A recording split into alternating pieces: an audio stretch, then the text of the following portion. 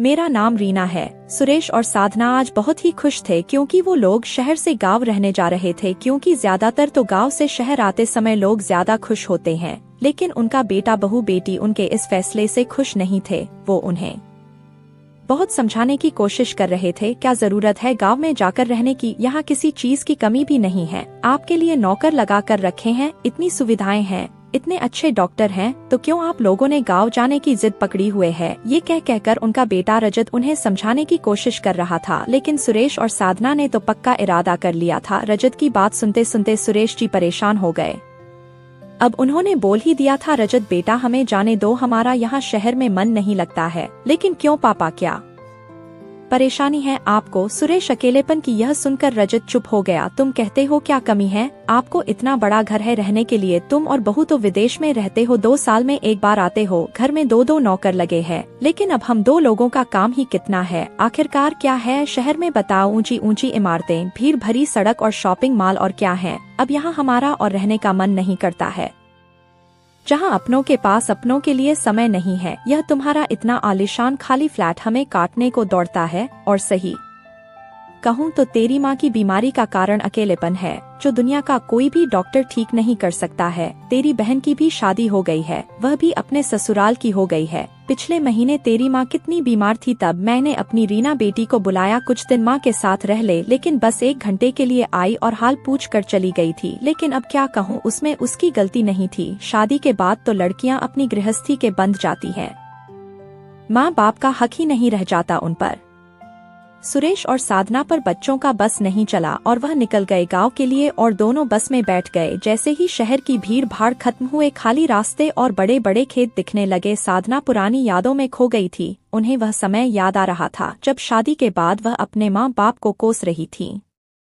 तब क्या क्या सपने देखे थे। शादी के बाद तो गांव से छुटकारा मिलेगा, किसी ऐसे घर में शादी करूंगी जहां माँ पापा शहर में होंगे, उसके बाद मैं शहर में जाकर रहूंगी। लेकिन शादी की तो वहीं गांव के सुरेश से, तो इसी गांव में पैदा हुई थी और यहीं मर जाऊंगी। शुरू में तो सुरेश को अपने पास भी नहीं आने देती थी, घर में भी सास न जेठानी किसी से भी नहीं बना पाई।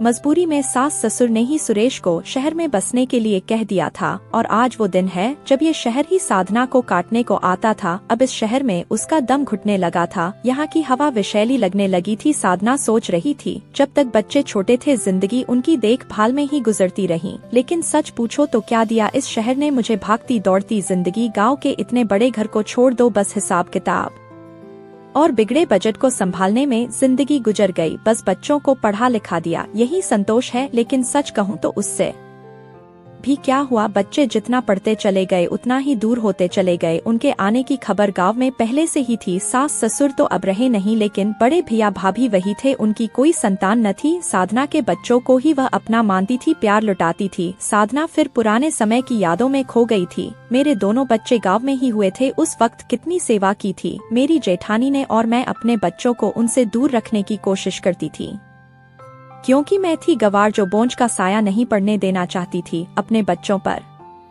कितनी शर्म आ रही है, आज मुझे कैसे सामना करूंगी उनका, यही सब मन में चल रहा था। और हम लोग घर पहुंच गए। भाभी भैया ने उनका पूरे प्यार और सम्मान से स्वागत किया। दोनों बोले, बहुत अच्छा किया जो यहाँ रहने आ गए, इस उम्र में क्या रखा है शहर में। बोलते बोलते वह चुप हो गए, क्योंकि मैं थी न सामने, मैंने कोई कमी न छोड़ी थी भैया की बेइज्जती करने में। शायद उन्हें वही याद आ गया होगा। भाभी भी बहुत प्यार से मिली, उम्र में मुझसे कितनी बड़ी थी मीना भाभी, लेकिन अभी भी उनके चेहरे पर कितनी चमक है। और मैं शहर में रही इतने साल, हमेशा पार्लर जाना, अपना ख्याल रखना, धूल मिट्टी से बिल्कुल ही दूर रहना, लेकिन फिर भी बेजान सा हो गया था। शरीर और चेहरे की लकीरें मुझे उम्र से ज्यादा दिखाने लगी थी, या यूं कहे मेरे मन का जहर मुझे ही खाई जा रही थी।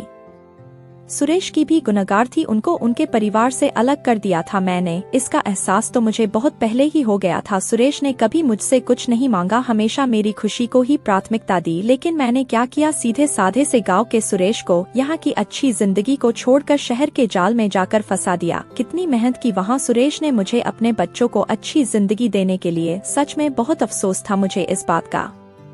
मैं अगर जिद न करती तो कितना खुश रहता यहाँ गांव में, अपने घर में अपने परिवार के साथ। अपने माँ बाप के साथ। गुनहगार तो मैं सबसे ज्यादा अपने सास ससुर की थी, जो मैंने उनका बेटा उनसे दूर कर दिया था। सच कहूँ तो इसका एहसास मुझे तब हुआ था जब मेरे बच्चे मुझसे दूर हुए थे। मैं तो संभाल ही नहीं पा रही थी अपने आप को। बच्चों की जुदाई और अकेलेपन ने तो मुझे पागल सा बना दिया था। अब क्या कहूँ, जो मैंने किया था वही समय ने मेरे सामने लाया। सच कहूँ तो असली गुनहगार तो मैं हूँ। अब कुछ दिन बीत गए थे वहाँ रहते रहते। वहाँ का वातावरण, ताज़ी हवा, अपनों का प्यार और लगाव सब ने असर दिखाना शुरू कर दिया था। साधना की तबीयत पहले से काफी बेहतर हो गई थी। 2 साल बीत गए उन्हें वहाँ, और साधना को जेठानी के रूप में बड़ी बहन मिल गई थी। साधना को कभी कभी बहुत अफसोस होता था कि उनके प्यार को पहले क्यों नहीं समझ पाई थी। शायद ये सब मैं पहले समझ जाती तो अफसोस करने को शायद कुछ रहता ही नहीं, न मैं इतने लोगों की गुनहगार बनती। इसी बीच रजत के आने की खबर आ गई। मैं बहुत खुश थी। रजत इस बार गाँव आया छुट्टियों में। वैसे तो वो कभी तैयार नहीं होता जल्दी गाँव आने के लिए, लेकिन अब हम यही रहने लगे तो वो भी आया बहुत सालों बाद। और सच पहले तो रजत और उसका परिवार गांव आने के लिए तैयार नहीं था, लेकिन यहाँ की शुद्ध हवा, पानी, बाग बगीचों, हरियाली ने मन मोह लिया उनका भी। साधना शहर में पले बढ़े मेरे बच्चे गांव आकर बहुत खुश थे, और रजत मुझसे 2 साल बाद मिल रहा था। मुझे देखकर ही वह बहुत खुश हो गया था। माँ, आप तो पहले से बहुत स्वस्थ और खुश लग रही है। हम विदेश में जब रहते हैं और आप लोग जब शहर में अकेले रहते थे तो हमें हमेशा आपकी फिक्र लगी रहती थी, लेकिन जब आप यहाँ गांव में सबके साथ रह रही हैं पिछले 2 सालों से, तो सच बताओ हम भी सुकून से हैं। आपके साथ साथ हमें बड़े पापा और मम्मी का भी प्यार मिल रहा है। मुझे तो एहसास ही नहीं था अभी तक उन्हें हमसे कितना लगाव है। सच असली मजा तो अपने परिवार के साथ ही है जीवन का। दोस्तों, उम्मीद करती हूँ आपको हमारी कहानी पसंद आई होगी। कहानी पसंद आई है तो वीडियो को लाइक करें, और चैनल पर नए हैं तो चैनल को सब्सक्राइब करें और नोटिफिकेशन बेल को जरूर दबाएं ताकि अगली अपडेट सबसे पहले आपको मिले।